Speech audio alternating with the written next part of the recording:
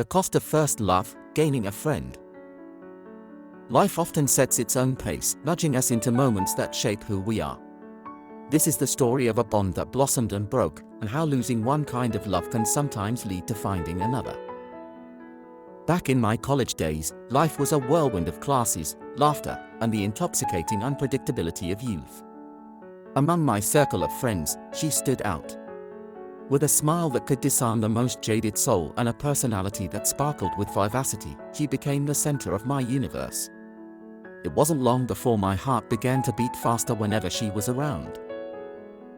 But love, as many of us learn, is rarely straightforward. I wasn't the bold, upfront type. Instead of grand declarations or poetic confessions, I tucked my feelings away, letting them seep into the small gestures, the way I remembered her favorite coffee or how I'd walk her home, pretending it was just for the company. I hoped she would see it in my eyes or sense it in the silences that stretched between us. But life had other plans. Enter my closest friend, someone who had been with me through thick and thin. If I was the quiet one, he was the storm, confident, charming, and unafraid of the spotlight.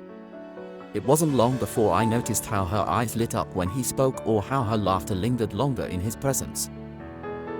And then came the moment that shattered the illusion I had carefully built around my heart. He told me he liked her. What could I do? My world, it seemed, had placed me at a crossroads where every path led to loss. Should I confess my feelings and risk not only her friendship but also his?